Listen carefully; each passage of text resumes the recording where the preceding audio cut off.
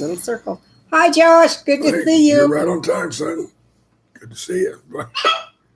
Glad to see you're here.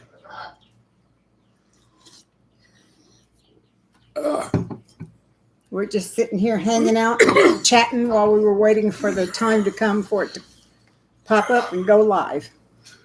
I saw your message the other day, Josh, about, Hi, Joe. hey, Joe, how you doing?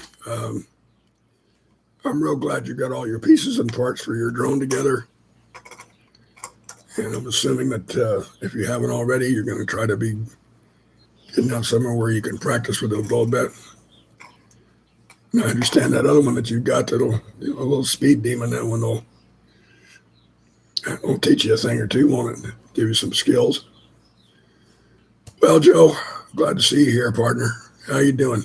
Hi, Amy. Good to see Hi, you. Amy. I wondered if you were going to come or not.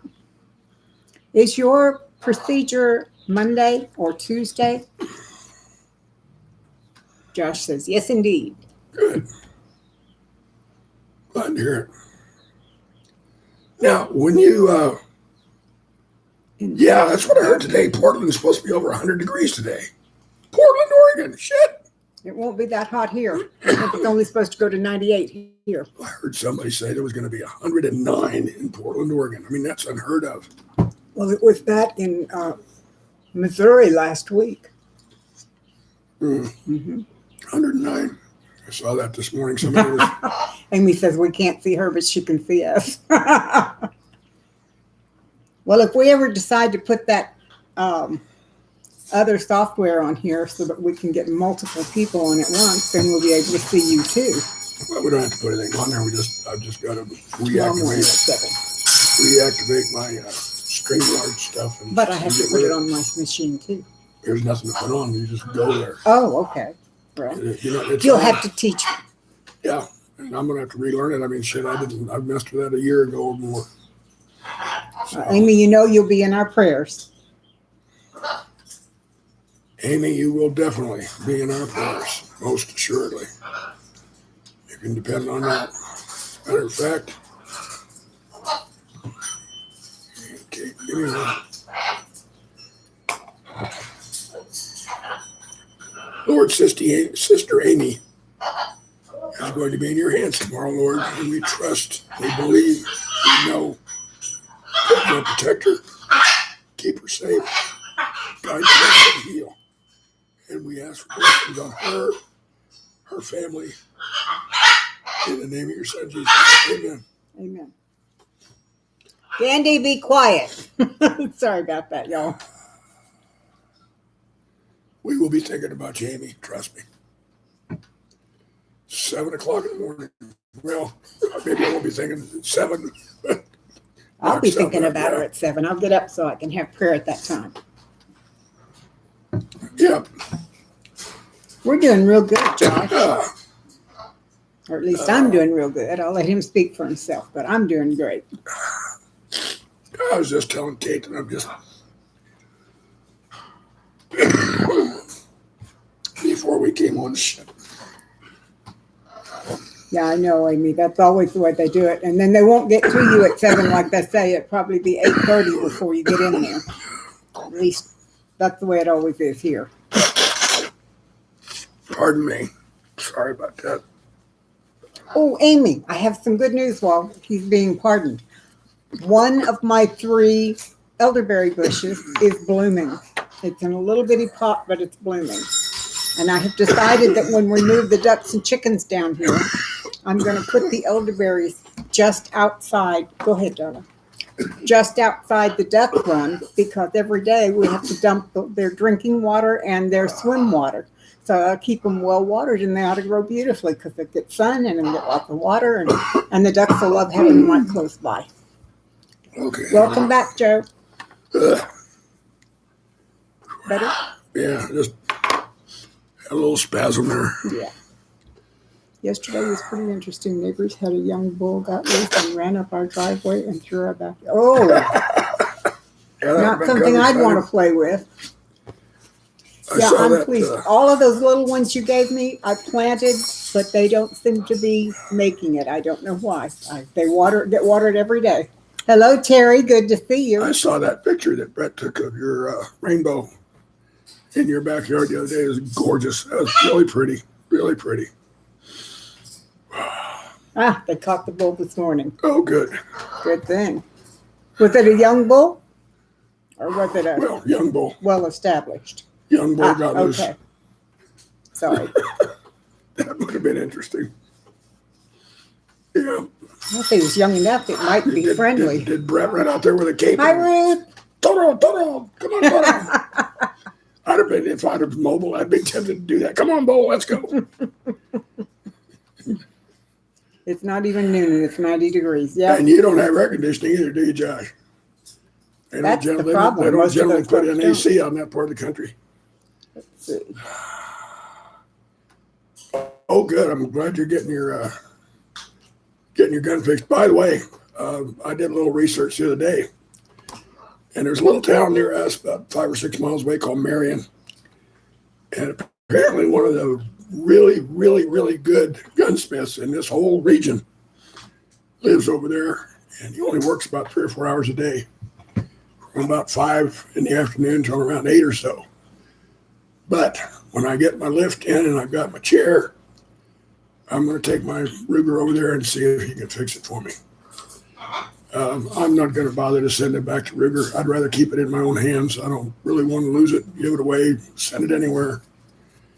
And I think this guy can probably knock it out in a heartbeat. The neighbors are running through the... Josh, it's 87 here. Y'all are hotter than we are. Yeah, you're going to have a tough day, Josh, with no AC. I don't know what you're going to do. Okay, 2 is a pain. At least I've got a path to resolution. I'll put it that way. But yeah, the Mark II is, it's a gorgeous little gun. I mean, it's not a showstopper. It's not going to knock anybody through a wall, but it's a beautiful little gun. And the last time that I used it, hell, it was 10 years ago or more. The last time I was using it, it's an incredibly accurate little handgun for a target pistol. And I was shooting at maybe 50 or 60 feet. And after I got settled in, I was putting them in the 8, 9, and 10 ring with virtually every shot. So yeah, it was pretty good. I liked it. Oh, Terry, how kind of you. Thank you. Yeah. Terry, let's see. I don't know. Terry Maddox. I've been dropping your link weekly. Oh, thank you, Terry. I appreciate that. Do we have Terry on our wall? Yes. Okay. We do. All kinds of clones. Joe and Josh were talking about there's now made an Uzi that shoots 22s. Yeah, well. That's an interesting idea. I also found out, and in fact, the way that I found out about this gunsmith was there's a gun and ammo shop here in Cibolo that's really tucked away, and I didn't even know it was there until I was doing some aerial looking around with Google Maps, and I found it. So I called him up. Hello, City Girl Country Heart. Welcome, welcome. It's good to see you. And I called him up to see if they did any gun work, and of course found out no.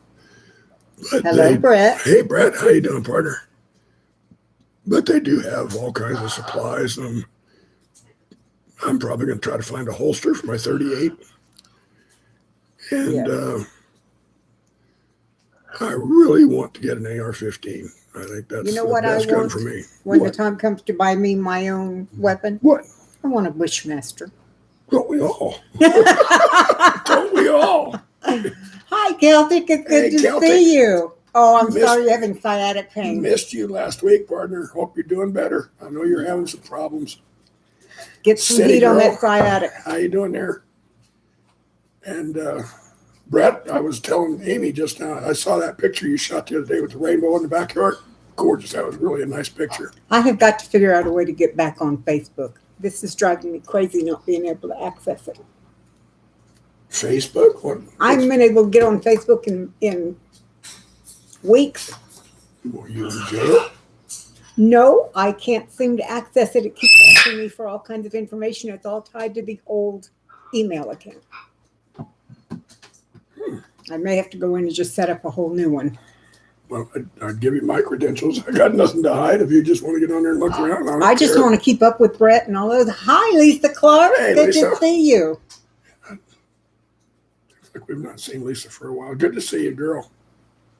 Sent you a thank you message weeks ago, Kate. Yeah, see, I don't get anything through There you Facebook go. right now. That answers it right there. I saw your message to me about her not responding to that, and I forgot to ask her about it. Now we know why. Well, I don't know what your thank you message says, but you're most welcome, Josh. Celtic, I'm sorry you can't stay with us, partner. I wish you, believe me, friend, I know Yeah. what sciatic pain is like. I lived with that for 20 years or more. Mm-hmm. The main reason that I have a pain pump in my back is because of sciatic pain. So I relate very well to what you're going through, too damn well, as a matter of fact. So I wish you the best, big guy. I really do. Yeah. We all, as a matter of fact, I'm having sciatica today too. I took an extra tramadol this morning because it's just been really bothering me. And it's because I've been spending too much time on my feet canning tomatoes. Yeah, she's been knocking herself out canning tomatoes here lately. I She bought got what, 50 50 pounds, yeah. So she's But I've almost got all of it done. Took a bunch to her mom and gave some away to other friends and stuff, but she's still got a ton to do. I've I got tell you, 10 pints done so far. I got to tell you one of the funnier things that she does. When she blanches her tomatoes and she pulls the skins off, she then dehydrates the skins. Now she's done what was that, maybe 20 pounds that you did? She dehydrated about 20 pounds of tomato skins and then put them through a coffee grinder. Mm-hmm. In the bottom of a half pint mason jar. No, pint mason Pint jar. jar? Okay, it was like that deep. And that was like 20 pounds of tomatoes originally. I'll go get it and show you. And it comes to like nothing. Amy says, can't imagine me on my feet.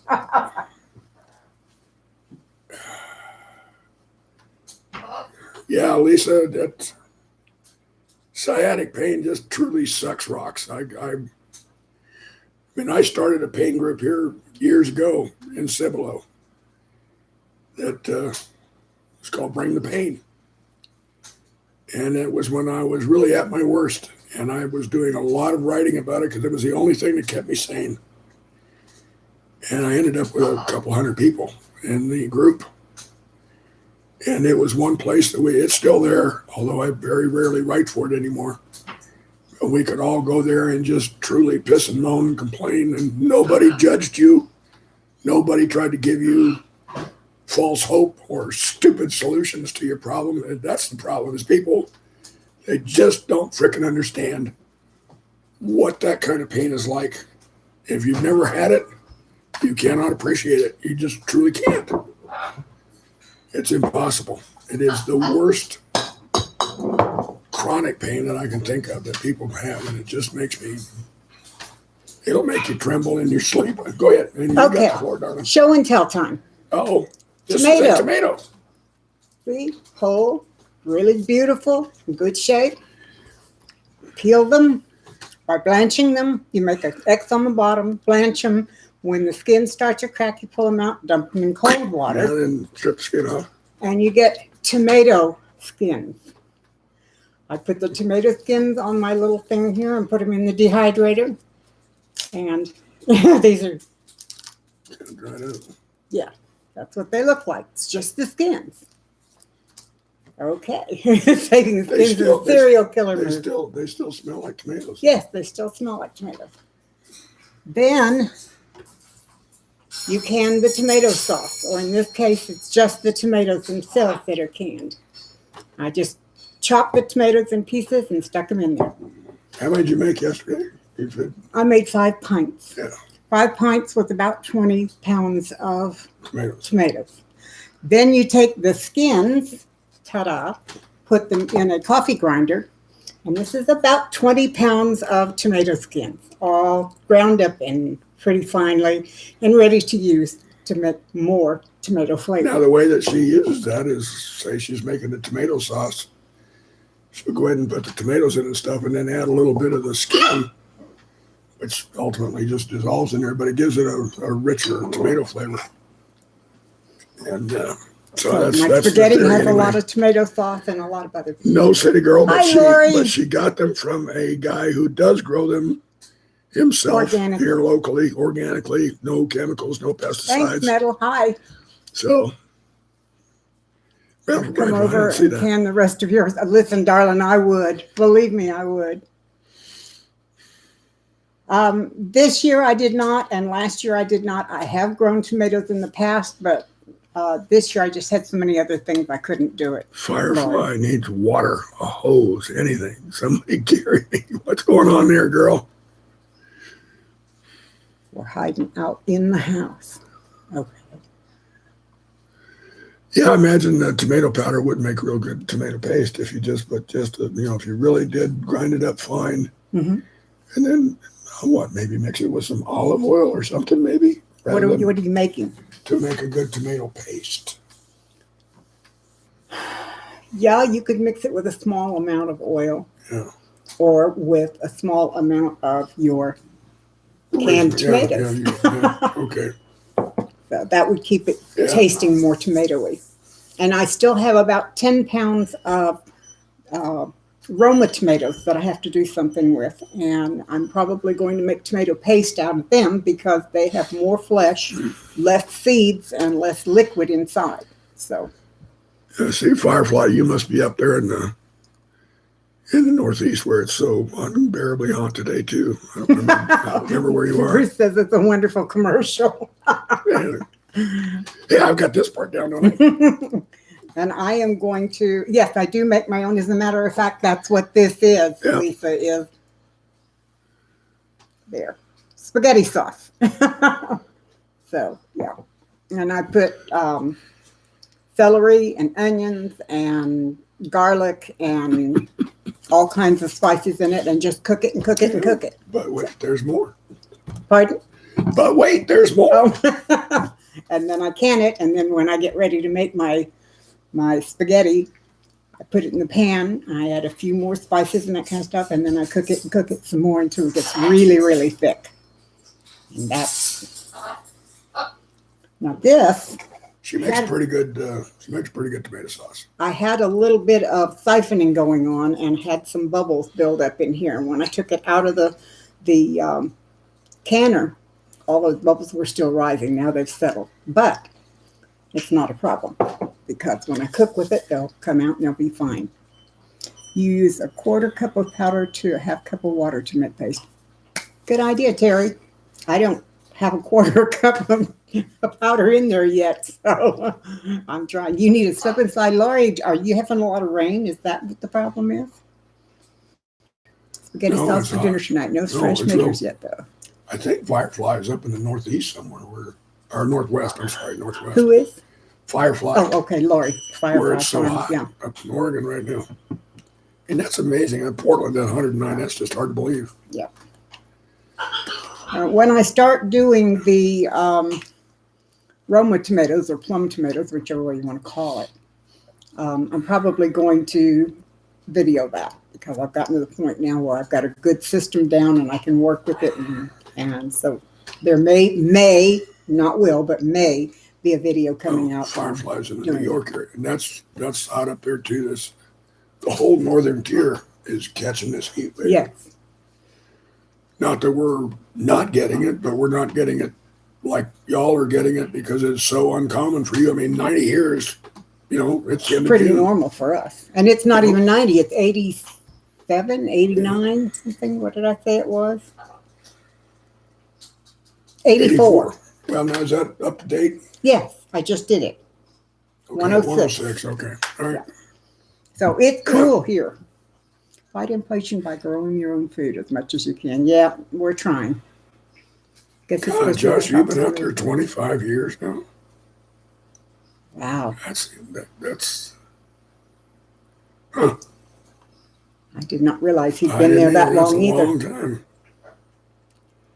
Time flies when you're having fun, I guess. You must have gone directly there from... pretty much when he, ultimately left home, yeah. Well, I was thinking 96. when he left the Yellowstone. He was there in Yellowstone for a short while. Yeah, a couple of weeks. And then must have been Yeah, a couple of weeks. since '96. Josh, do you know that your trip to Yellowstone when I took you up there got me fired from Sterling Software? Did you know that? Joe says it's supposed to be way over 100 where he is too. Whoa.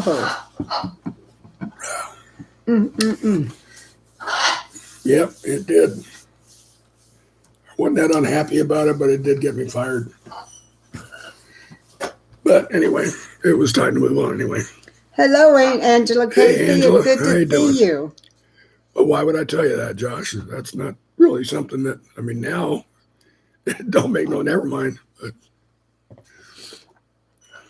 Yeah, you're right, Amy. That is a crazy year when the north is a lot hotter than we are.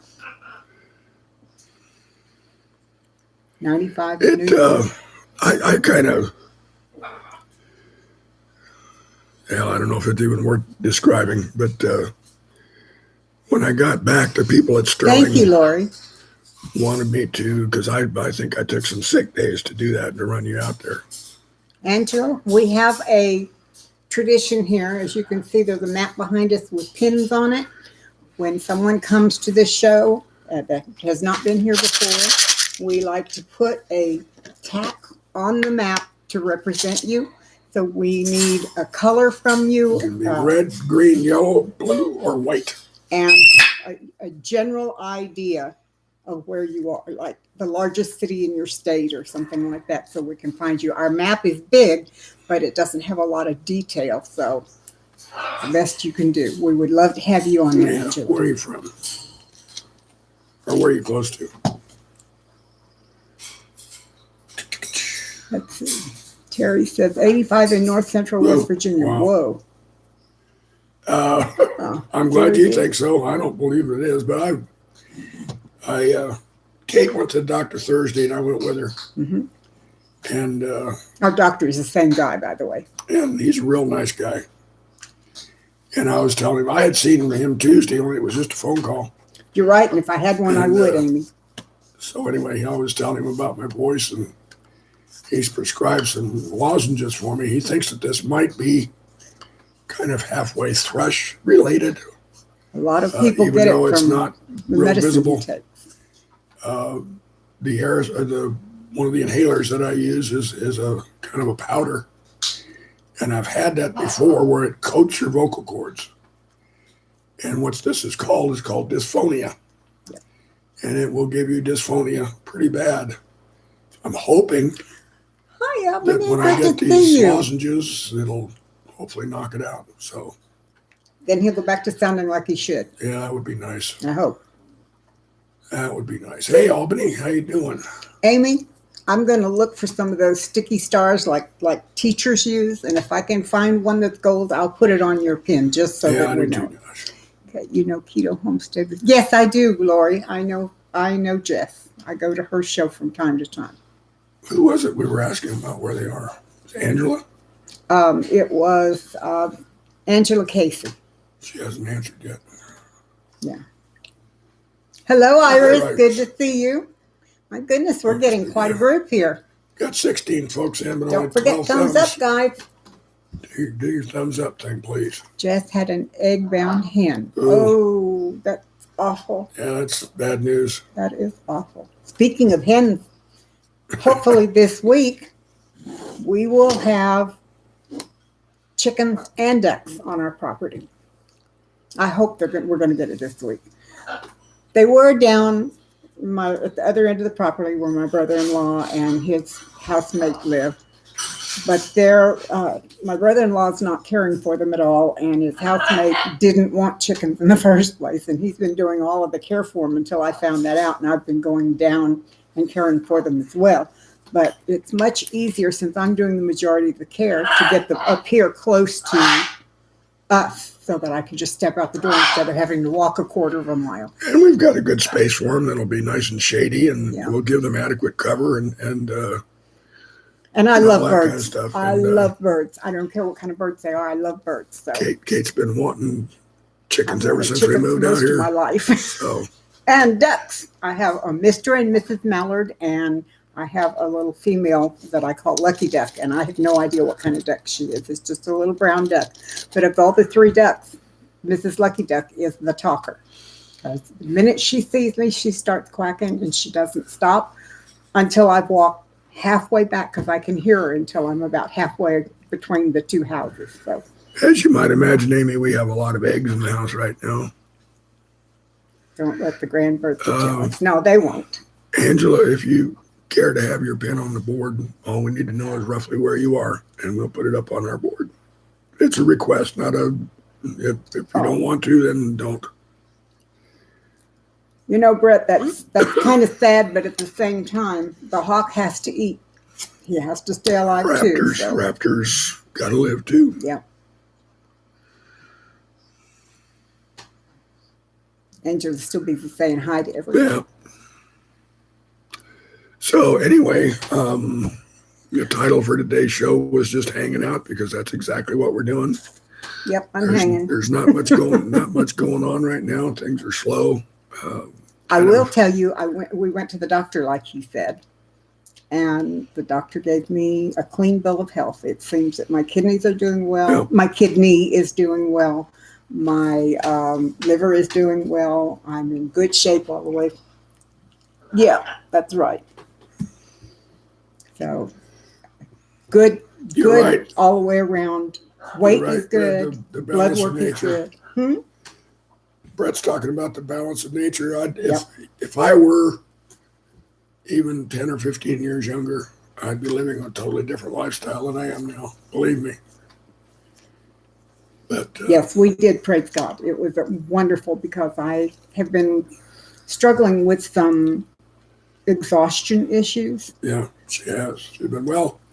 I think it all goes back to that the food poisoning that she had. You know, that it takes a long time to recover from that kind of stuff, especially since it basically wiped out all of the flora in her gut. Yeah, so totally. You know, we had to knock that out and then has to rebuild. That takes a lot of energy.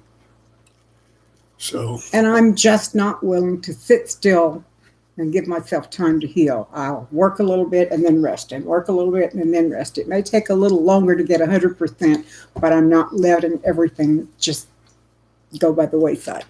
Yeah, but Campylobacter, you don't screw around with that. I mean, it can be a lot more serious than. I mean, you and Brett actually got off pretty easy. Yeah. I didn't feel easy when I was laying there in the hospital bed. It did not feel easy at all. Not at all. But it could have been a lot worse. Oh, I don't remember. I think we told everybody we are now vaccinated. Yeah, we got vaccinated. We went the one-shot route. Yeah, Johnson & Johnson. Back in early June. So they said that with Johnson & Johnson, 3 out of 2 million people, 3 people got the blood clots, and I know I'm 1 in a million, but I'm not 2 in 3 million or whatever it is. So, and I just decided I had absolutely no side effect. I mean, even where I wasn't even sore where they gave me the shot the next day. Me either. Nothing. Me either. I had no side effects at all.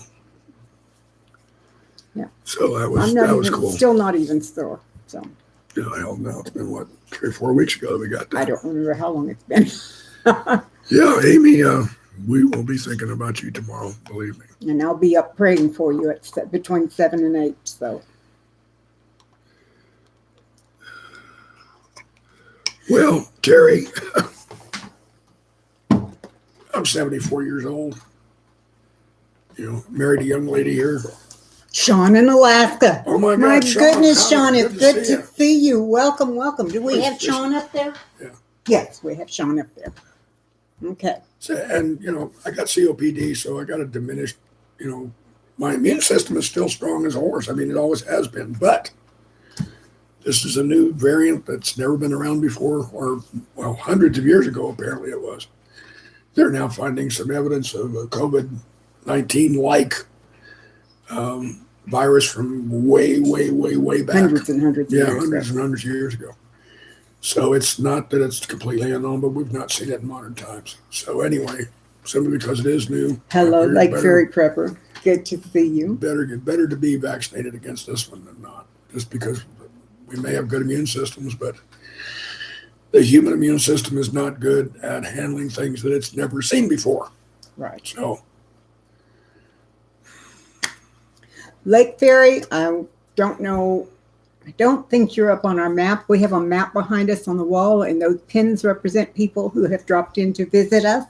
And we ask if you want to be on the map that you give us your city and state that's closest to you. If you're not in the U.S., the country and the closest big city, so we can put a pin.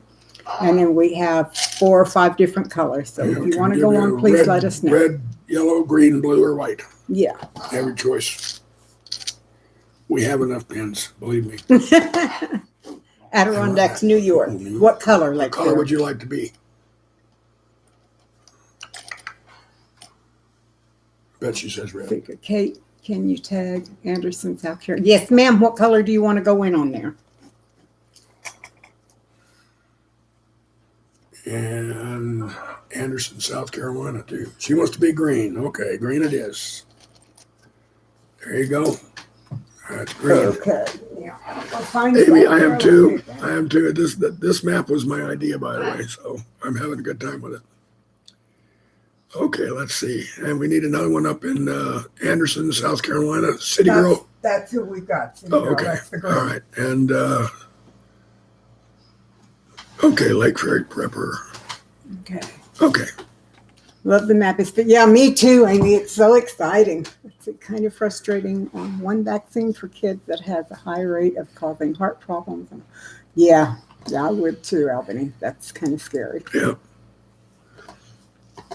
Everybody makes their own City decision Girl on says this. yellow. And where Everybody- was City Girl? That's the Anderson, South Carolina. Okay. Everybody makes their own decision on this one. Believe me. We're getting a lot of Susanna of Alberta. Do we have Diamond Willow up there? Who? Diamond Willow, Susanna. Oh, in Alberta. yes, ma'am. Okay, I Yes, think we sir. do. I think we have Susanna up there. She ought to be. Yes, Okay, she's there. She was one of the first ones to go. probably so. Amy and Brett, We'll have to then count those up. Susanna. We'll have to count those up. See how many we got up there all together. Yeah, I'll tell you what, the whole country is cooking right now.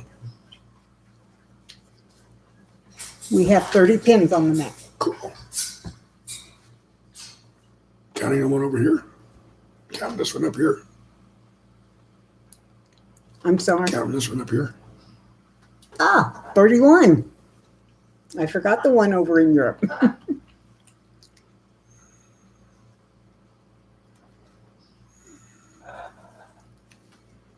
Absolutely, Amy. Actually, Yep. you've touched on a topic for me. It's not my doctor's choice, it's my choice. Doctors work for me. Yeah. They don't like that. And They don't like it when we remind them either. of that, they don't like it, but doctors work for me. I hire a doctor just like I'd hire any other skilled A professional. plumber or an Mechanic, electrician or a mechanic. you know, whatever. They don't like to be compared to those, but it's the truth. Refried beans made for burgers. And I said, I pay you to do, Oh, Terry, I love doing Yep. refried beans. I pay you for your advice, but Have a I am wonderful not day. turning my decision-making powers over to you. Nope, I make my own decisions. Oh, Lake Ferry Let's see. Clippers on going fishing. Cool. Cool, good deal. Brett, I've always been that. Well, not always. I mean, I have been, For a long time, though. I got pushed around early on by doctors until I smartened up and decided, you know, I'll put it this way. Half of all doctors graduated in the bottom 50% of their class. Think about that. Terry, we're glad that you came. And somebody was last. Right, David, but you should be able to get medical Yep, advice. and then from the decide that's doctor that you exactly the way choose I go and about decide it. what- Exactly. Yep. Yep. Gary B says it's 92 on the porch. Man. And Whoa. the humidity at 70. That's Gary, do we have you on there? Where are you, Mississippi? There we are. Gary, I don't think we have you on our map. Where in South Mississippi are you, and what color pin do you want? I thought we had you on our map, but I don't see one in Mississippi at all. probably close to be around Biloxi. I spent a little time in Biloxi. Not much, but some. I've driven through it several times. Well, I was stationed at Biloxi, but I was actually living and working over in Mobile. Bayou Battery. Bayou Battery. Mhm. I was doing shrimp. Yeah, inspection. Josh, I've been pinned 31, 32 times now. Or I have pinned someone else 32 times.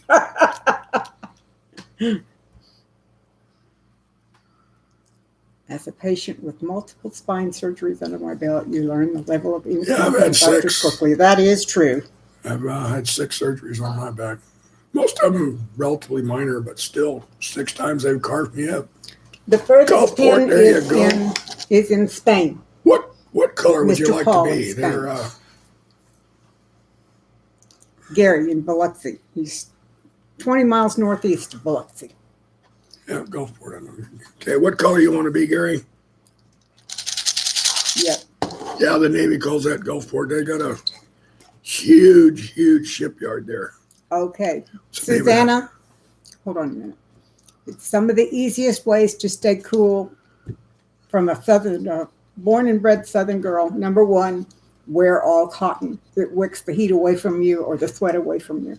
Number 2, if you have it, use a lot of powder. Powder absorbs the sweat and keeps you from getting so hot as well.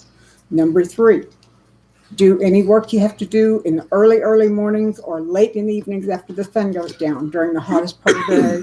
If you can get by with it, don't do anything. Stay under a fan, stay cool, and most important of all, drink lots and lots and lots of water. Yeah, frozen bottles, or you can wet a towel and put it in front of a box fan, things of that sort. That'll Oh help. my goodness, 4 cervical spine injuries in 5 years. One Oh, surgeon in prison. darn. Wow. Whoa.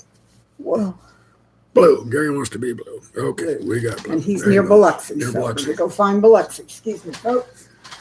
I know where Biloxi is. Biloxi. Oh, well, there's Mobile. What the hell's the name of that shipyard there in Gulfport? There's New Orleans. I can't remember the name of it. Mobile, there's Pensacola, Jackson. I've driven by Don't it. say Biloxi. How close to Mobile is Biloxi? About 90 miles west. Okay. It's right down on the bottom, right on the coast. That's where I put them. Okay. Thank you, Gary. Yeah, that's very true, Brett. The baby powder. Having diaper rash cream. Baby powder is one of the better things you can use when you're really, really hot because it does, absorb the moisture. And if you don't have baby powder of any kind, what really worked well for my children when they were small and worked for me when I was small is cornstarch. Cornstarch works very well in heat. Ingalls, that's it. Thank you. Firefly, I'm not sure. Where are you from? And we can look. Ingalls ship. Yeah, they built some massive ships there. She's in New York. We have so many folks in New York. Yeah, we have quite a few in that area. All together, I don't know. Yeah. Give us a city, and I'll see if we have one there, Lori. Yeah. Baby powder with cornstarch, that's good. Yeah, But with that'll all work. the problems with baby powder and cancer scares, I just go with plain cornstarch. I mean, that's bad enough being GMO because all corn now is GMO if you don't raise it yourself. But it's better. New Paltz, New York. That sounds like one we don't have. Where is it near, Darling? Where is it close to? What big city? And is it in the northern part of the state or? Honey, as small an amount as we have for New York, smallest space, we just put it on the spot that says New York, and I think it'll be as close as we Okay. get. All right. And if you're okay with it, we'll make you blue. And if you wanted something else, let me know and Yeah. we'll change it.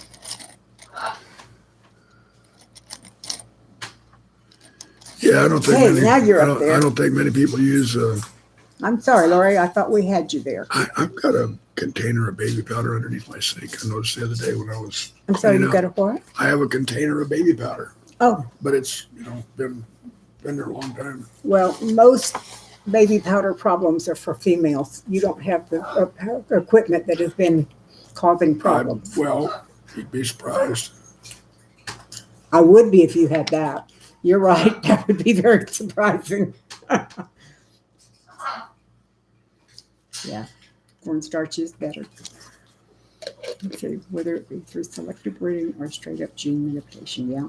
Yeah, that's exactly right. Do what you can when you can. There were times when it was all I could do just to crawl sometimes, it seemed like. Yep. They're laughing at me. Or maybe they're laughing with me. They're laughing with you. By the way, see that?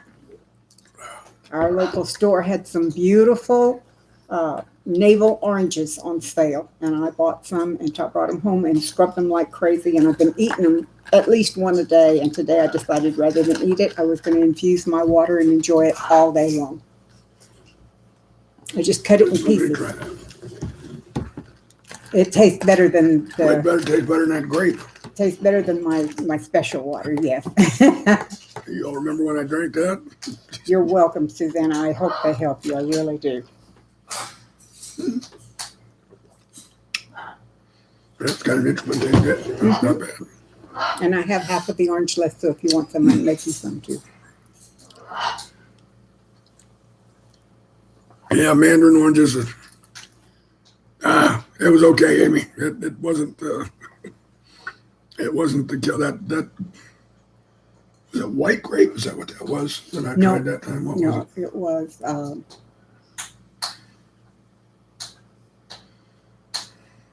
mandarin orange, I think. No, I'm sorry. It was sweetened white grape. You're right. That was bad news. That was bad news. Yeah, $300 store trip. Gee, you went down 2 aisles. I'm sorry, we what? Joe said he had a $300 store trip, so he made it down 2 aisles. I'll tell you what. Yes, I got it. Thank you, Brett. I forgot I was going to tell you thank you very much, but yes, it came, and I can't wait to put it. The wooden one, too. Hmm? The wooden one? Mm-hmm. Yeah. The one we got yesterday. Yeah, got it yesterday. Yes, and it's beautiful. Lori, I don't think it would because I don't squeeze it. I just cut them and set them in the water, and the water gets not just the orange juice, but the flavor from the rind and everything. So my mom, who is diabetic, drinks it this way, and it doesn't seem to bother her sugars at all. So fortunately for me, I am no longer a diabetic, so I'm able to do these things without worrying. Yeah, I actually got to go shopping with Kate a week or so ago. First time I'd been inside a Walmart in probably over a year. Oh, I'd say closer to 2. Could be. Joe, I understand that. I make store trips Firefly, would you often. You want to see a bird, huh? Firefly wants to see a bird. Okay. Would you mind bringing one over? I wouldn't mind at all. Take your pick.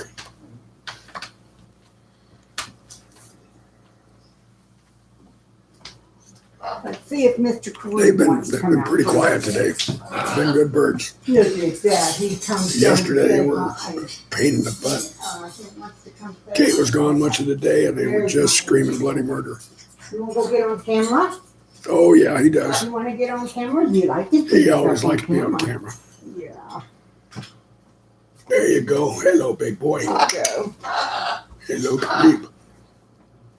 Hello, This is Kareem. Kareem. There you go. Look.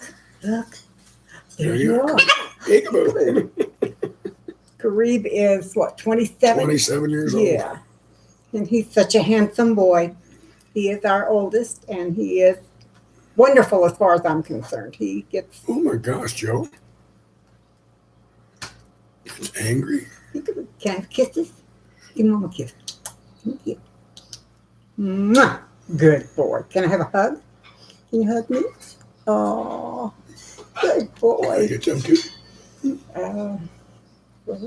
Okay, good. Here we go. Sometimes he gets in a bad mood and he doesn't want to go to David, and sometimes he does. So Yeah. they're really big. He's my big guy. Can I see your wings? He's the lightest of the 3 birds, although he's not the smallest. I'll bring Bravo over in a minute and you can get big wings.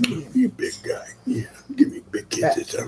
He and Bravo, Hard. Yeah. the other hard. one that we're going to bring in, uh, were outreach birds, and David would take them out to parks and stuff, and they stood on the hands of old folks and Hundreds young and kids hundreds, and everything, if not thousands of people have handled these guys. and they loved it. Now, my bird, which will be the last one I bring in, we got him when his owner Good passed boy. away, and the family Ow, see did not there? know what to do. You want me to All tell right, that's it. Off you go, big guy. you? Okay. You should not bite Daddy like that. You should be good.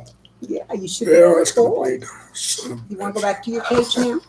I'll be back with the other one in a minute. Yep, we got a break. Hey, just never Here we know. go. Kareem is my old curmudgeon. And Daddy loves you. as my diminished capacity of late to actually handle him very much, I pay for that because he kind of resents me sometimes. And they do hold a grudge. And they have tempers. And they get pissed at you. They will nail you. Just like that. You. And I Look did at this. you. You're so beautiful. Look at those And women. that's Oh my goodness gracious, that's a big boy. Careful. Hey, you know what? I need to move this place. Thank you. That's much better. That's smart. That'll work. Now, Bravo. Give me some big wings. Here, Give me some Bravo big wings. Big old wings. is Big wings like my- eagle. My gentle Look at giant. that. Look at that. Oh, how pretty. How pretty. You want to go to Daddy? No, you're all right. I'll just want to say hi. Good boy. Look at you. Oh, there you go. Oh, Look at you're that so wing. beautiful. You are so beautiful. Yes, you are. What a handsome He boy. loves showing off his wings. Yeah. There we go. How about that? How about that? Damn it. See that? Yeah, Is that this one's pretty gonna good? take. Can you see yourself over there? This one's gonna take a band-aid when we're done here. Okay. Can I have a kiss? Kisses. A kiss. Okay. I'll go get a Band-Aid while you hold him. I'll be right back, guys. Okay, there you go, Bravo. You can just sit up there for a while. How's that? Yeah,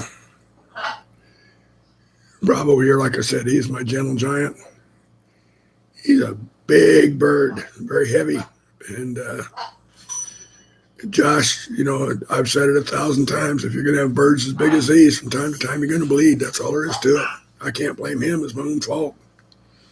I should have seen him coming. They telegraph what they're going to do. And I glanced away for just that long, and I wasn't watching when he actually nailed me. I was looking at his beak, and I wasn't watching his eyes because that's what gives it away. Yeah, well,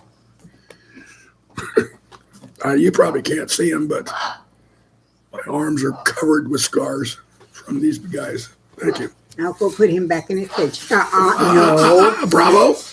Bravo. Bravo. Oh, God damn it. Come on, get down. Son of a bitch. That's it. No more birds today. No more things on you. I can bring Dandy over to me. Well, I'll check that one later. Now you know the rest of the story about big birds. No, that was not a good Like I said, you're going to bleed. That was unexpected. That was totally unexpected. That one came out of the blue. You cannot pick on Daddy. Firefly, we've probably got 500 feathers here or more.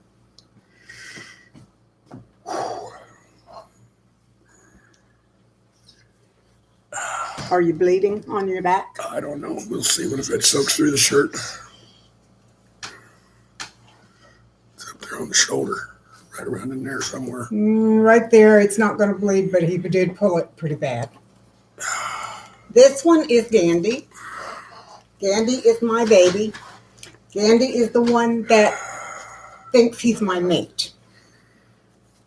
Do I still have feathers to share? Yes, Lori, I have feathers. Like I said, we probably The have first offer I made, I could not find. That was right before I lost my old email address. And I need everyone who wants feathers to send me new requests because I lost addresses. So if you want Yeah, feathers, we've probably got send me an email and I'll do it. we've probably got 500 or more here. And this Mostly tail feathers, because when the tail feathers come out, we save those because Those will end up being anywhere from There's 18 to 24 inches long. Guys, Then you got wing feathers too. So there is no need to apologize. There are two things that we tell anybody that says they want to have a big bird. Anybody. Number one, we always tell people, think long and hard, because if you own a big bird, from time to time you will bleed. That they don't, most of the time they don't mean to hurt. No, he's not bleeding. Most of the time it's because that's all they have to hold on to. That's the only way they can hold on to things. And it does hurt. Amy says she'll stick with her chickens.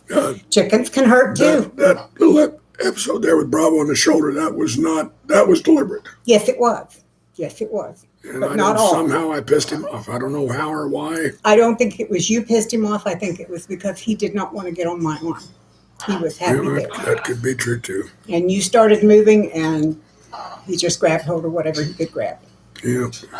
But like I said, you try to predict what they're going to do. You try to anticipate what they're going to do. Yes, my precious. Now, for example, him, Yeah, that's my boy. if I reach for him in any way, he'll bite me. He'll nail me. He is not. Kareem will. No. Oh, Gandy. Yeah, Gandy will too. Gandy will nail me. Kareem, normally, he won't mess with me. Bravo, like I said, that's the most aggression I've seen out of him probably ever. But he's always that way with me. Always. He's very aggressive with me. I have to be real careful. Bravo, from the time I came into the household, felt that I was competing with him. I was trying to take his place in the pecking order. Yeah. He really did. And he has always been very aggressive towards me and very mean towards me. But that's, when you learn what they're going to do and how to read their actions, you can, most of the time, you can keep from getting hurt. It took me a while to teach Kate how to handle birds. Obviously, she didn't really know much about them, but I'll tell you what, she picked it up quick and had a very natural ability to deal with the birds that not many people have.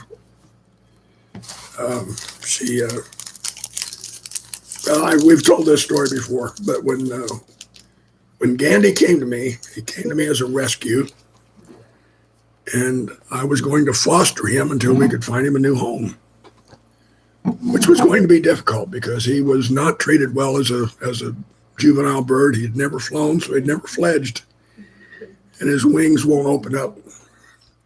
So it was a tough call to even take him in to take care of him. But anyway, the lady that brought him down to my place, we had him in a carrier. City girl, I hope you feel better, and thanks for dropping in. Yeah, take care.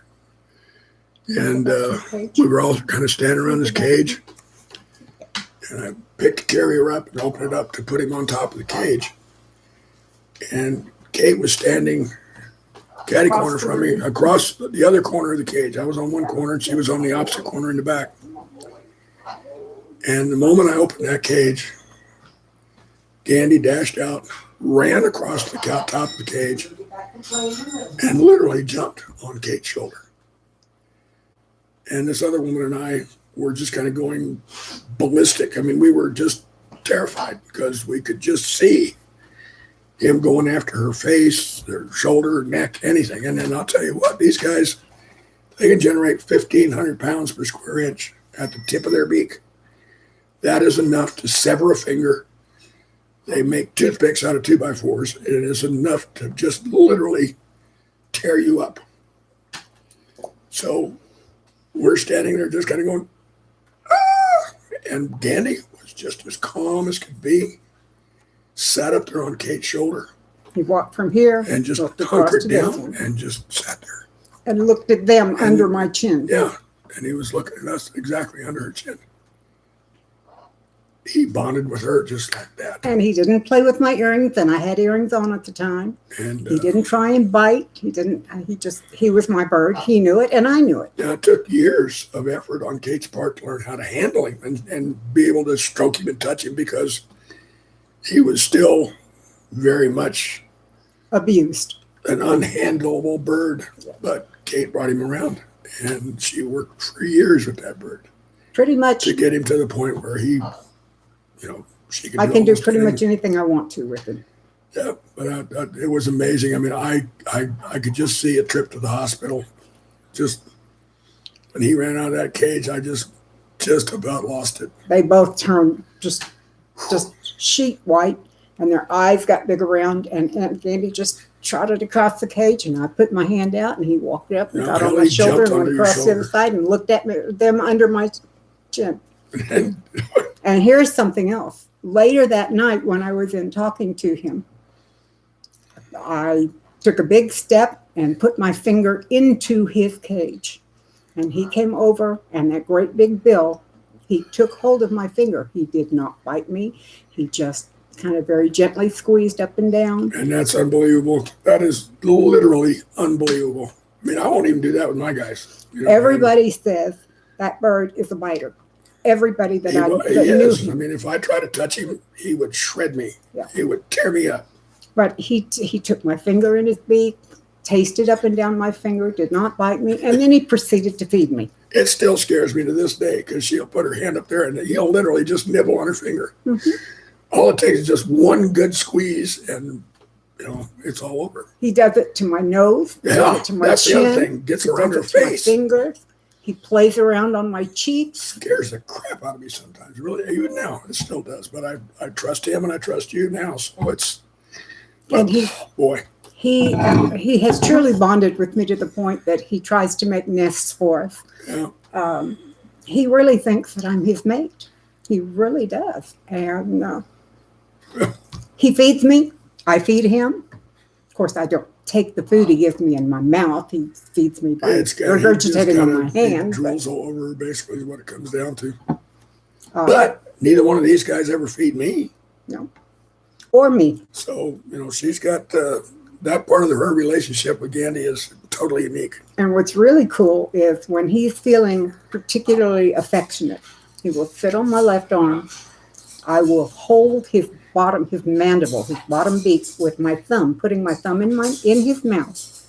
And he will sit there and play with the top of my thumb with his tongue and hold my thumb in his mouth with his upper beak, with the top of his beak, and sit there and drool and play and just. And he may end up actually kind of digging at her with one of his feet. Yeah. But which is a nesting behavior. It is a nesting behavior. They're trying to Yeah, move things. lovebirds try to feed you. I've had cockatiels try to feed me, and conures. It's a taste test, Josh says.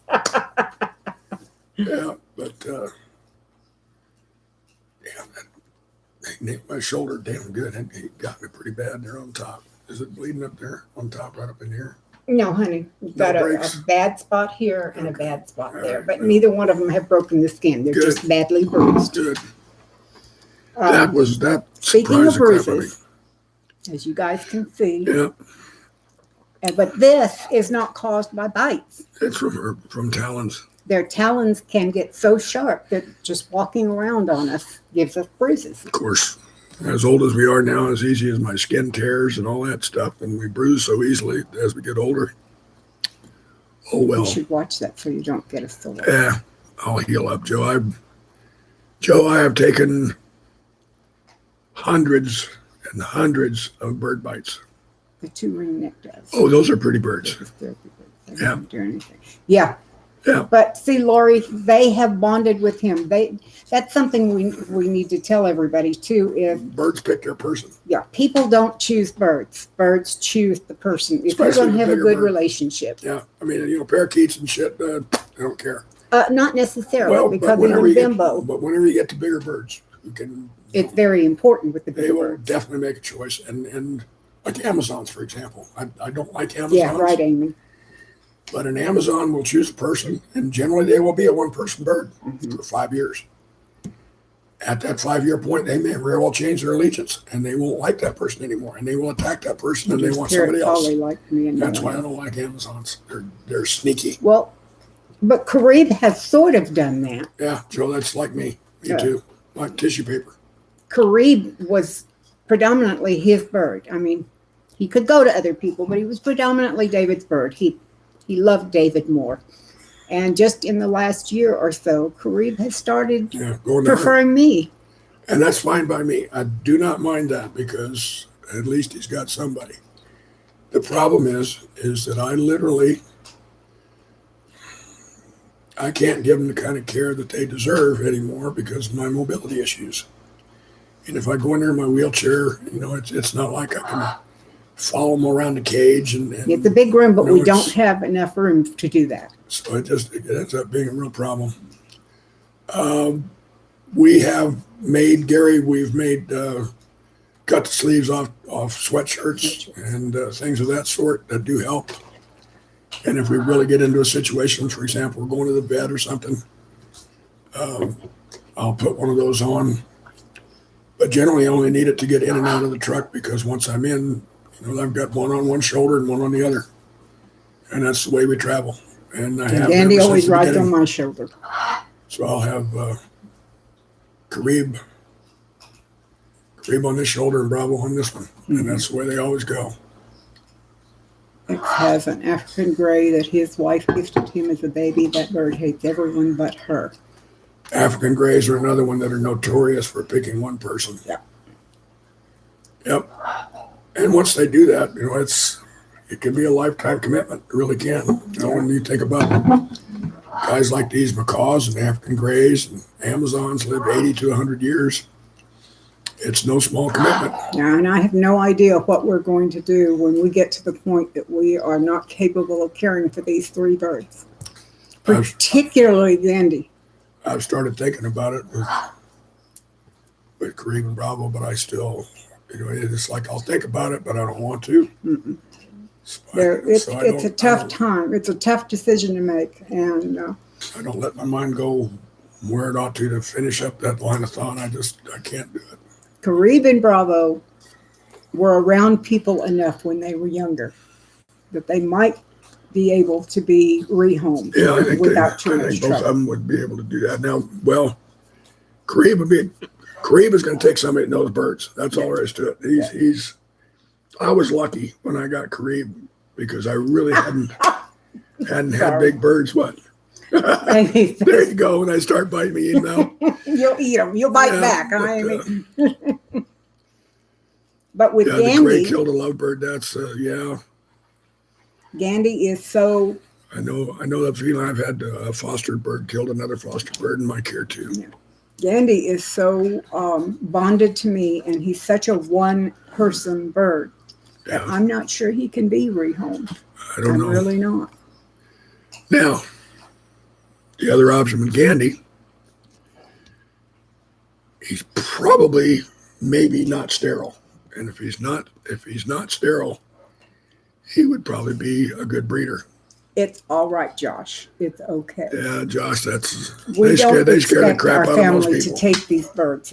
It's a huge decision. It's a lot of responsibility, and you share that with most everybody. Well, these birds scare a lot of people. Years ago, Kinder said she'd take them, but I would never ask her to do that now. Her life is a whole lot different now. Yeah. Yeah, well, Amy, you'll see when you come out to see us. They can be scary. I mean, there's no doubt about it. But, to those that don't understand them, they can be terrifying. But I've gotten used to it. So has Kate. Now, I got to admit, Kate never showed any fear. Even when she first came into my home, when I was living in Woodville. At that point, I only had Kareem and Bravo. We didn't have Gandy. From the time she walked in the door, she was willing to do anything that it took to buddy up with those birds and never showed any fear. Even the macaw lunge never got Kate. Now, the macaw lunge is fun to watch. If you're like saying standing at more or less eye level with a bird, they'll come up to you. And then they'll lunge at you, and they'll beak wide open like they're just going to tear you up. It's not an attack. It's a test. Depending on how you react, they then immediately know who's in charge in that relationship. If you jump back like this, they're in charge. Yeah. Kareem Bravo will do that to somebody, and if they jump back, they'll laugh. They'll laugh at them. They didn't know how to handle And me then- because when and- they lunged at me, both of them, I didn't even blink. Kate didn't flinch. And I still And don't they know why, but she didn't. looked at me and turned their head and looked at me some more. I think they figured out then, well, oh, okay. Maybe she's not a pussy after all. But they didn't know, and David didn't know, that when I was a teenager, had a lot of birds. Now, they were cage birds, they were parakeets, but I did breed and raise parakeets. And so there are some things that go from one size bird to the other. Birds are birds in some ways. So I didn't react to their lunge. I'm not sure I realized that they were testing I me. don't think I'd even told her about the macaw lunge at that point. I don't think I'd But even mentioned it to her. I just didn't react. And so I have seen Bravo particularly lunge at people that we bring in to introduce them. And he's got that huge beak. I mean, his beak looks bigger than the other two by far. Josh, And I he do lunges at remember. them. Yeah.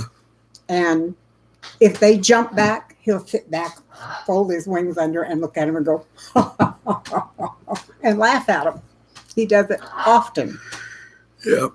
And I'll tell you why. And this is a matter of some debate in the bird world. I firmly believe, see, birds like these, bigger birds, they can see into the ultraviolet and infrared range where we can't. And I firmly believe that everybody has an aura. And I think my birds can see it. The reason I feel that's true is I used to go to outreach programs with Kareem and Bravo where I would see literally hundreds of people in the course of a day. And there were times when Kareem and Bravo would not go near a person. As a matter of fact, they would spot them walking by. And they'd be just like this, and they'd watch them walk by. Or they'd back up and back away on the perch. If that person came over, no way they were going to get on their arm or nothing. They would draw back, and they would do what he did here. Anything to they keep would give from me getting every picked up. indication that they did not want to be on that person. Now, why? To my way of thinking, it was that person's aura. They got somebody buried in the cellar back home. That's all there is to it. Because they can read people. They can tell just by looking at them whether or not they're good or not. And I think it's all because of their aura. So anyway. And I don't think in my case that they could tell I was good, but they could tell that I love birds. I would never give a bird chewing gum. That'd be really bad. You could be. Well, they can't digest it. Can't digest it. Just like you never give birds a carbonated beverage, because they can't burp. So. And I can relate to that. The flap in your throat that allows air to come up from your stomach when you belch also closes to keep things from going that shouldn't. Mine works backwards. I can't belch. It is physically not possible for me to belch until the pressure in my stomach gets so bad that it forces its way out. So I don't drink carbonated beverages either. Yeah, the epiglottis is a little thing that hangs the back of your throat. She's talking about the valve down top of your stomach. Yeah. So anyway, I understand their pain. I don't give the birds anything that could make them have gas on their stomachs. That's terrible. Yeah. That's awful. So we've now killed a lot of time talking about birds. Yeah, but they seem interested. At At least 13 of them do. Yeah, it wasn't intentional. Don't mop the floor with pine sol. That's a big no-no for birds. Yes. Yeah, it is. There's. I'll tell you what. I've done a lot of writing about birds. A lot of writing. I've done a lot of research on what's good for them, what's bad for them, things of that sort. There's a whole list. I mean, a long list of substances and chemicals and things that we use around our houses every day that are very, very, very bad for birds. And the top of the list is Teflon-coated cookware. Yeah, will kill a bird in a heartbeat if it overheats. And it is a terrible way to go for a bird because it suffocates them. and that's terrible. But I'm not going to go there because And that's I even gave up wearing perfume because Yeah. it can make birds sick. I don't, I gave up any kind of Hi, aftershave. Stuart. Hey, Stuart, how you doing? I gave up any kind of aftershave or colognes whenever I got big birds because that's It's just not good. not good for them. Well, think about it. They breathe with their whole body. We breathe, it goes into our lungs and then it gets absorbed and so on and so forth, goes through our blood. Birds are different. Their bones are porous. They're not hollow, they're porous. And they do have lungs of a sort. But when they breathe in, what they breathe in is saturated through their entire body, just like that. I mean, it just each Love breath. you too, Josh. Have a great day. So obviously, Stay if they cool. breathe something in, if it's toxic to the whole body all at once. Mm-hmm. And that's what kills them. Josh, good idea. Get a cold shower. I hope things cool off for you a little bit, son. I know it's going to be a miserable day. For those of you who take are care. in the north and suffering with the heat, hi, Allie. Good to see you. Grab some cornstarch or some powder and just load yourself down because it really does make a difference. Just It try to get through absorbs it. that sweat and gets it away from your skin. Yeah. I love you too, Josh. You take care, son. Thanks for coming by. Cockatiels are great birds. Mhm. That's all right. It doesn't matter. Cockatiels are wonderful little birds. I mean, they are, number one, they're a perfect starter bird. And number two, they're great little companions. Yeah. For however long you've got them. They live 15, 20 years. And they can learn a lot of tricks. They can learn to speak a little bit. They're smart little birds. They do scream a lot, though. But, I mean, screaming compared to these guys is nothing. But they can make a lot of noise for little birds. Another one that's a good bird to have around, starter bird, are a lot of the conures. They're nice birds. Pretty gentle, a little bigger, but they're nice birds. Good, Josh. We will be waiting And, for it. Those all help too. There's several birds that are really good for starters. And my favorite of the small birds, the ones I bred and raised for so long, are parakeets. Firefly, you hit nail right on the head. That is why canaries in the coal mine. Yep. They would take canaries down there, and if the air started to get bad with methane, whatever, You'd kill the birds and they'd never get out. If the canary fell, they knew it was time to get gone. That's exactly why they had them in there. Yep. They used them as an indicator of air quality. And it worked.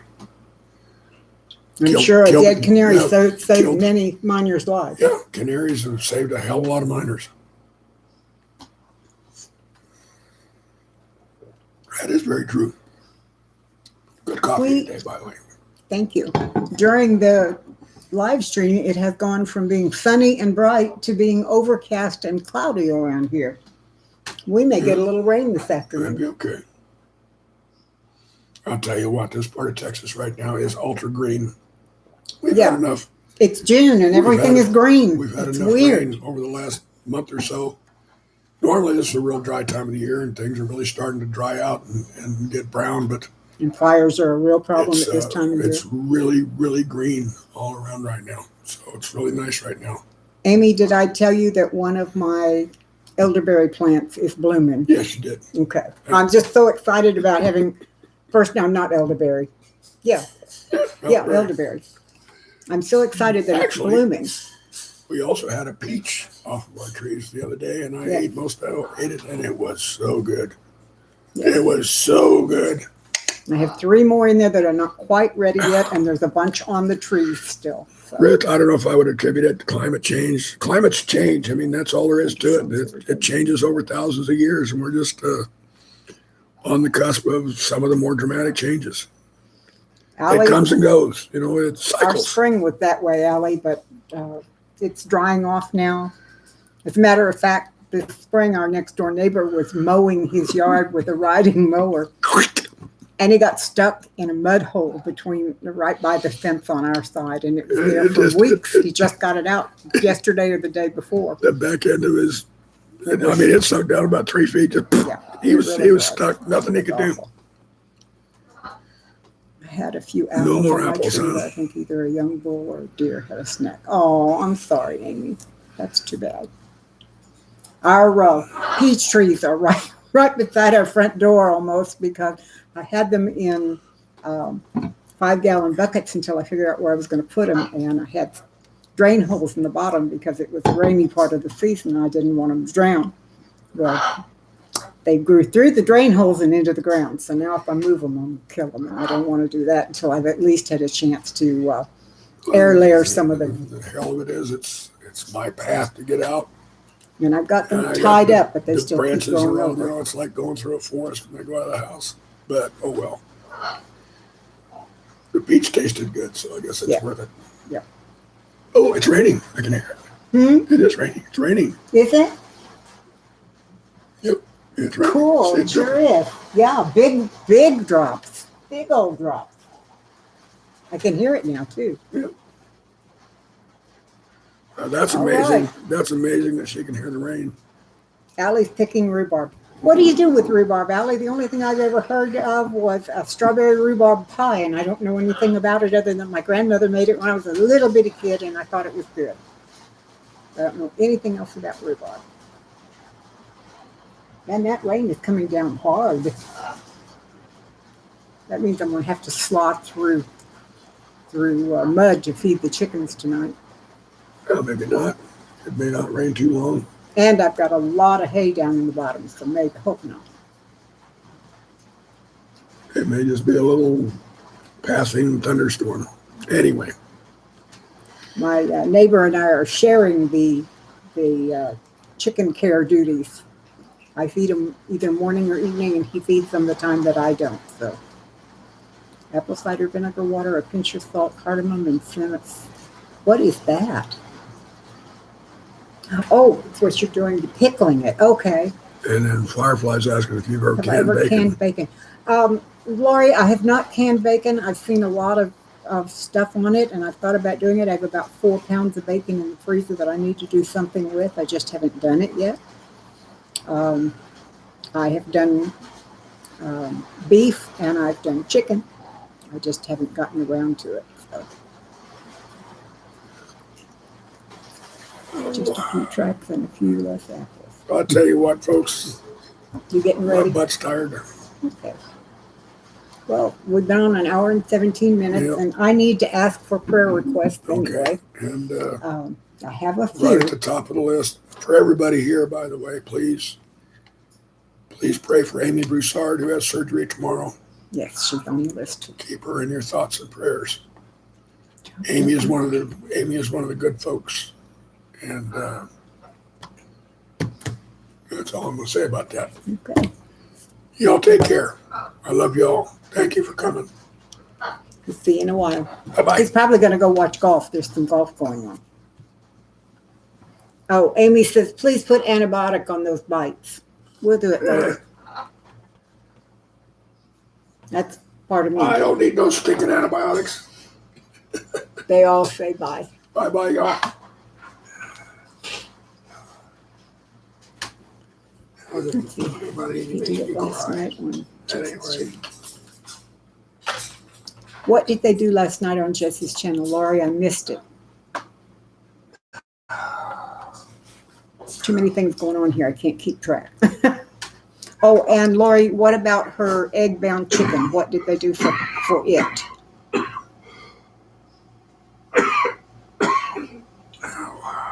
Also, right now I have Amy, Albany Mountain Homestead, and City Girl Country Heart for special prayer. And, put Joe Morgan on there just for generic perk. Joe Morgan. Joe Morgan. And his dad. Joe is always on the list. And his parents. And his dad.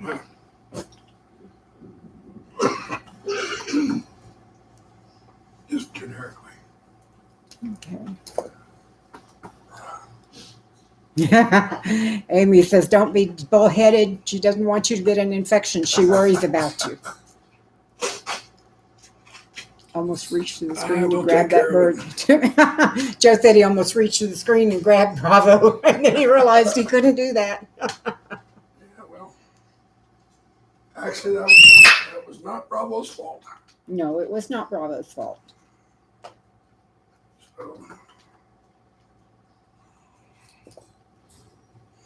Surgery is tomorrow morning at 7, right? Oh, oh, oh, cool. That's an idea. They had a live canning session online with one of the uh, homesteaders that Lori and I follow. Uh-huh. Maybe I ought to do the tomatoes in live canning like that.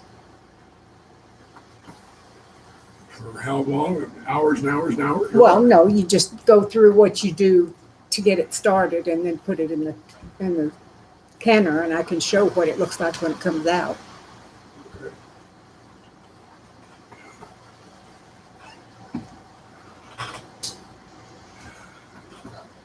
Ah, okay, good idea. Lori says that on the egg-bound hen, Yeah. they put her in a warm Epsom salt bath, and it seems to have released the. Man, that's really coming down. Yeah, out it's there now, pouring like out there. It's amazing now. It it's a monsoon. looks like a very thick fog out there. And Susanna, do we need to keep praying for you? I have you on the list still.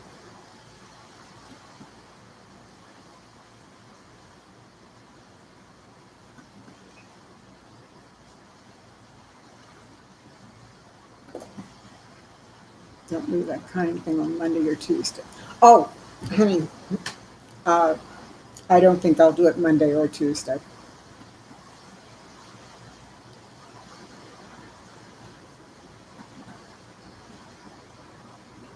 You think so? Well, maybe I will, but not Monday or Tuesday.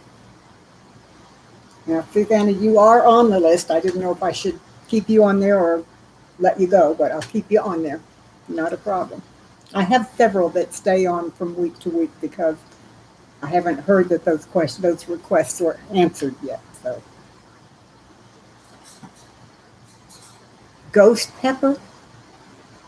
What did they do to ghost? What does ghost pepper do, or did they give them to eat I it? wouldn't touch a ghost pepper.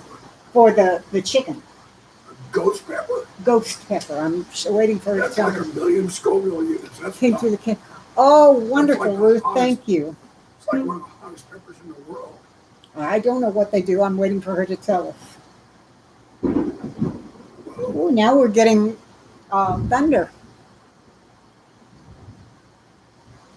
That's really coming down out there. Okay. Last year I heard no egg. Thanks to all. Okay, Lori's parents.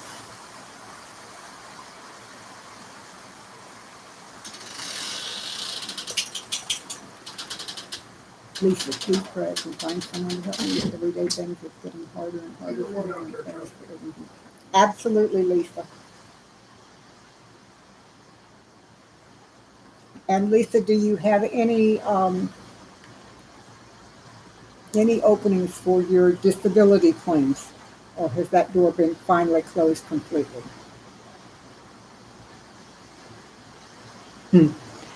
Susanna, Brett doesn't have to worry about that because if Amy's not up to cooking, Abby's there, and she's a wonderful cook. So Brett won't be going without food, I promise.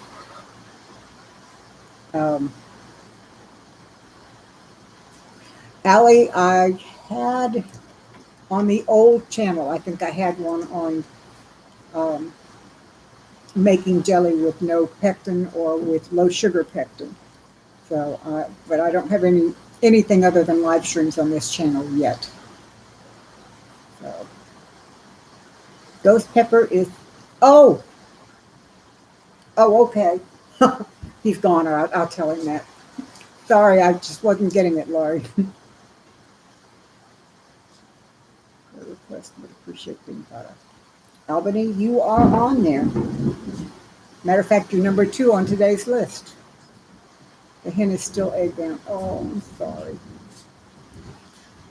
Yeah, as a matter of fact, Brett, I've been doing some research on things that I can make while y'all are here that I can make ahead and then just cook. I've got 4 different breakfasts already. One is Italian, one is Mexican.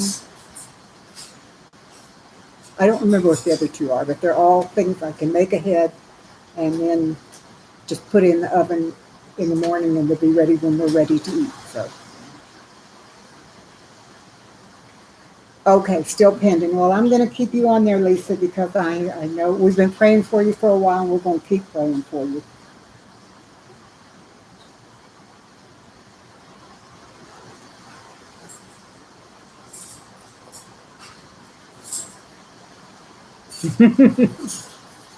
Yeah, and they're all made in 9 by 13 pans, so there'll be plenty for everybody. And that's also a way to do it, to use some of these excess eggs. Which reminds me, I'm trying an experiment. As of last night, I have frozen a dozen eggs. I broke them, separated yolk and whites, put them in ice trays with one yolk and one white right beside each other. This afternoon, I'm going to break them out of the ice trays and put them in bags. Then when I need eggs for cooking, if I need 3 yolks and no whites, I can just pull 3 yolks out or whatever. So we'll see how that goes. And I've got 4 quart jars, no, 3 quart jars and 1 pint jar full of dehydrated eggs right now. So I'm trying to find other ways to save them. Last week at this time, I had 3 18 packs of eggs and 5 dozen packs of eggs sitting on my counter, and 3 dozen packs of eggs in my refrigerator. And I was able to move out about half of those, so a lot of them.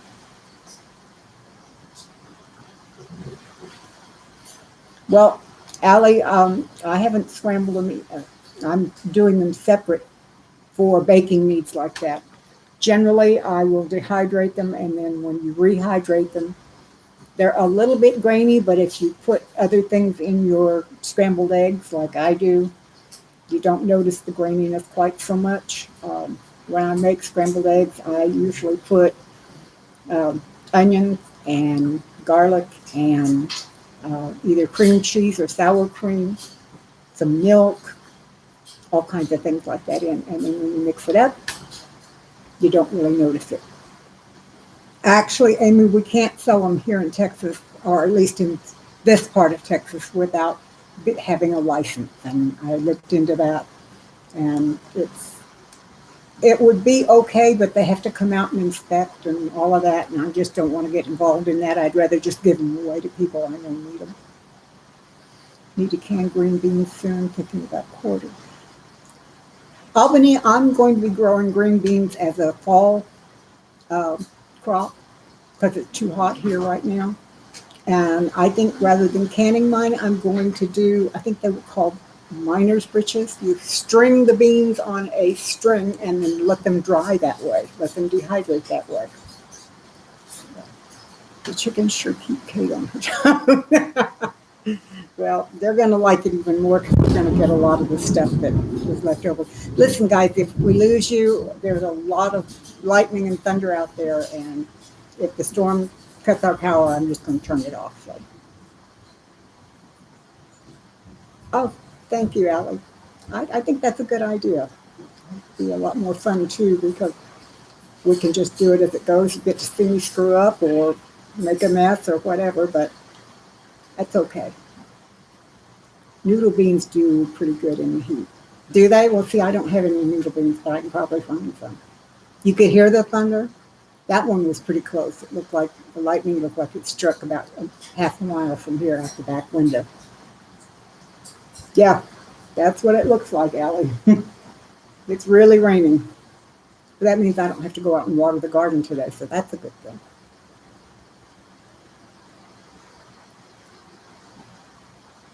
Licenses matter if someone's looking.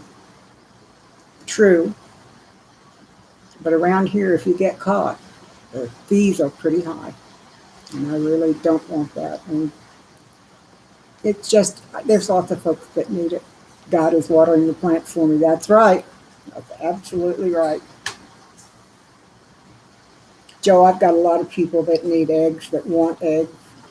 I've got a neighbor beside us that need them. My mom needs at least a dozen to a dozen and a half every week. My sister, who lives out of town, is going to do them. Can I donate some of the extra eggs to whom, Amy? I don't have enough to take them over to the food bank. There wouldn't be enough for that. You're right. It is a hassle to deal with red tape, Joe.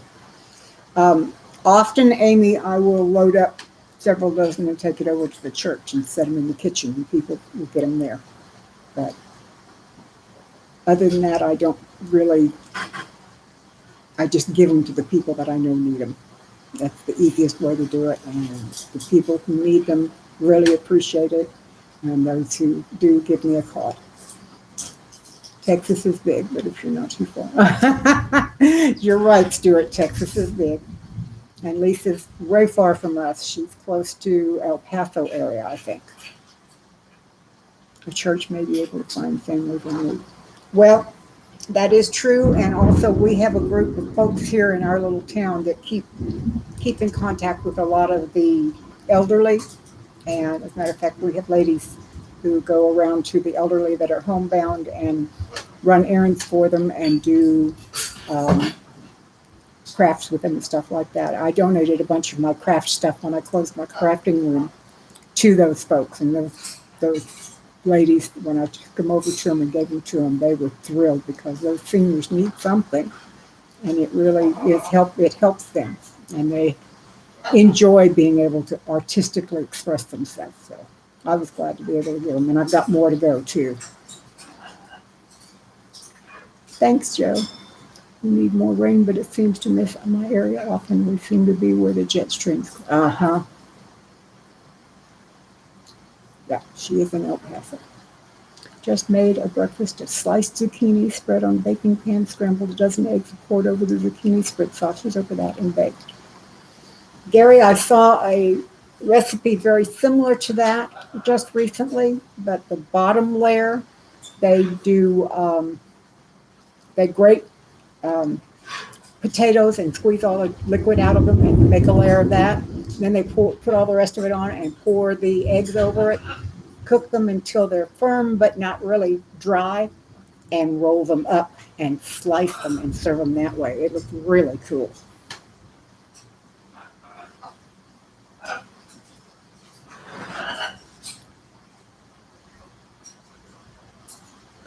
Joe, I'm the same way. You just do what you can with what you've got. And the Lord sends the right people to me to do what I need to do to help.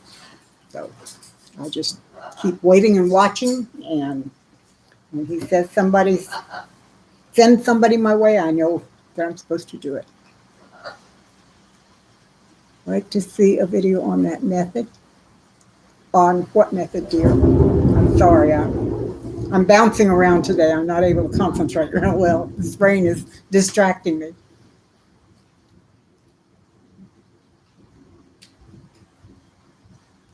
You've done that particularly when camping. It's great enough.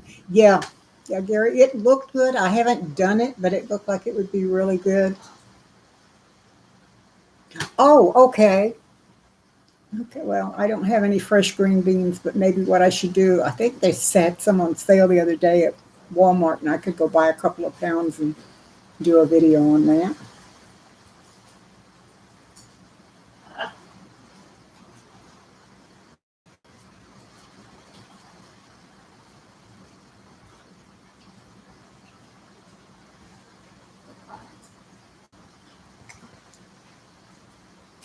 I'll be real honest though. Since I got my electric dehydrators, I have become very lazy, and I put things on the dehydrator trays all the time. As a matter of fact, a lot of my tomato skins that I've dried are when I'm peeling tomatoes to make sandwiches and things. I just set each little slice on there, like this one. I peeled it off the tomato and I just set it on there, and then I dehydrate them. So I just keep adding to them. So, and I just keep the dehydrator running all the time. Right now there's eggs in there and there's tomatoes in there, and I've got some basil in there that I pulled off one of my basil plants.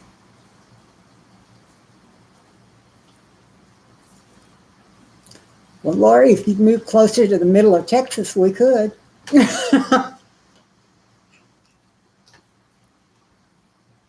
Amy and I always say, we need to live closer together.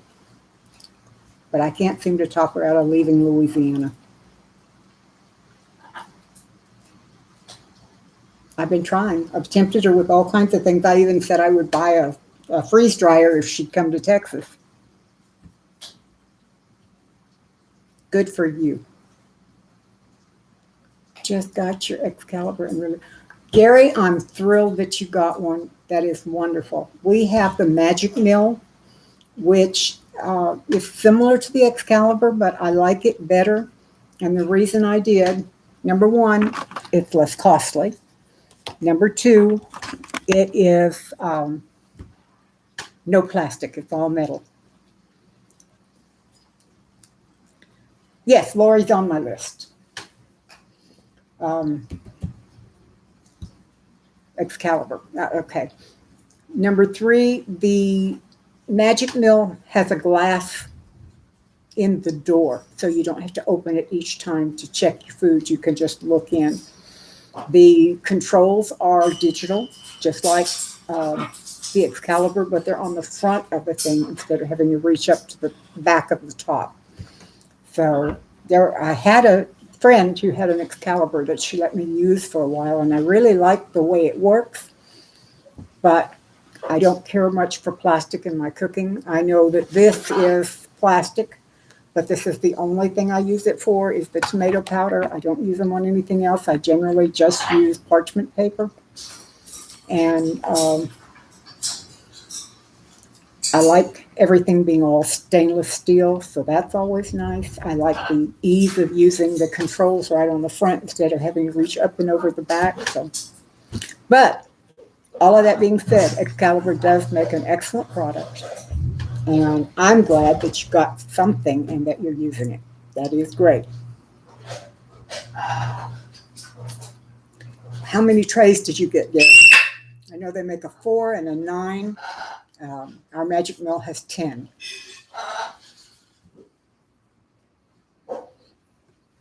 Thank you, Amy. I didn't. I've got for her and for her parents. Just like I do for Joe. To be honest, anyone who ends up on this list, it did get on sale. Oh, excellent. Very good. I'm glad to hear that, Gary, because dehydrators can be a big expense. They don't have to be, but a lot of people spend a lot of money on them. The very first one I got, which I would love to get fixed, but can't find anyone who can work on it. Oh, we got a 5 tray. Very good. Was a Crawford commercial dehydrator. And it was huge. It was about 14 inches by 14 inches by 24 inches deep, I think is what it was. Had a great big fan on the back. It was all digital. The trays and everything were stainless steel. It cost me almost $400. And I used it until I finally wore it out.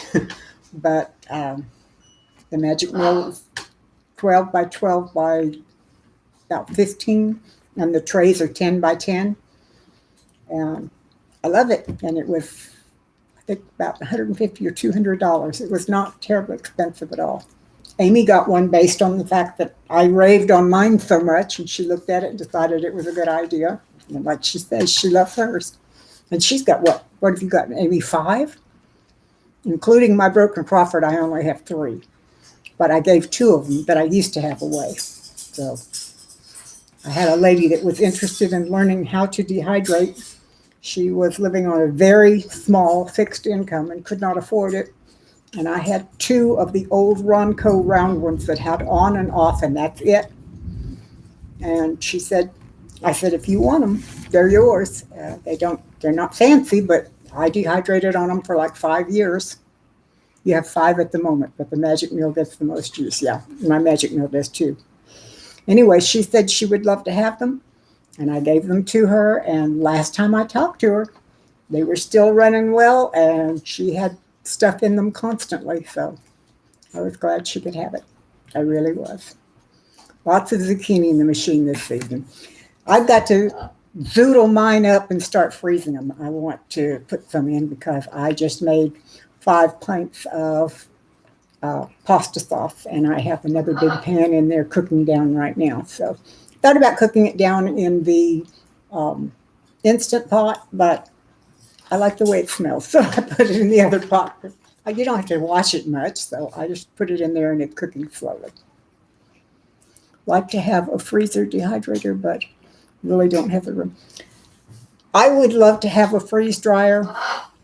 It looks like it'd be hugely, hugely wonderful to have. But frankly, I don't have the $3,000 to $7,000 it takes to get one. And that's the best price I've found so far. Cooking on a farm. Hey, welcome, welcome. It's good to see you. Is this David cooking on the farm? I would love a dehydrator. I mean, a freeze dryer. And freeze dried food keeps more of, just got out of church, okay. It keeps more of the nutrition. They last longer than dehydrating, if that's possible. They keep the good flavor when you rehydrate them. Some of the things you dehydrate really don't recover the good flavor. They still have a flavor, just not as good as when they're fresh. So I would love to have them. Maybe one day, if I save my pennies and quarters and nickels, maybe I can save up the money to buy one. But right now, that's just not on the list. Oh well. I can watch the couple of channels on YouTube that have freeze dryers and see how they do it and go from there. I've been thinking about buying some of the freeze dried food, but I don't know. I don't know how they do it. I can't. I'd just rather do it myself if I'm going to freeze dry. So,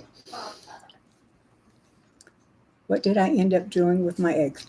Well, I have some frozen. I have a lot dehydrated. I've made a couple of really, really, really big quiches and a frittata that we have eaten until we're up to here with quiches and frittatas, and I gave a lot away. You don't like the taste of the free-dried food? Amy, I don't like the taste of some of them, but I don't like the taste of dehydrated food, some of them either. I think it's a toss-up. If you can afford to have all of the equipment, then you do in one with better there and do in the other with better the other way. So, yeah. Cooking on a farm, I was able to give away quite a few dozen eggs to folks around here and folks at the church who needed some eggs. So now I'm down to 6 or 7 dozen, and I've got some more in the freezer right now that I'm going to break out this evening. So, and my mother has fallen in love with duck eggs. She'd never had duck eggs before, and I took her some, and she absolutely loves them. Freeze-dried foods are very good, no additives. I think it's good for those things that don't dehydrate well. I agree, Albany. That's what I've been thinking about, is going with somebody like Thrive. I've had a couple of samples of Thrive, and I was pleased with them. I have a couple of samples from a company that's local here in Central Texas, and they were mostly fruits and a couple of veggies, and they were really good, but they were a little higher cost-wise. I have bought several things from them, and I do like them, but I don't buy them a lot because they're a little pricey. But it just depends on your personal choice. Well, guys, we have almost been on 2 hours. And while I'm enjoying this, I'm sure that y'all are getting tired of hearing me yammer. And looks like the rain stopped for a few minutes. So.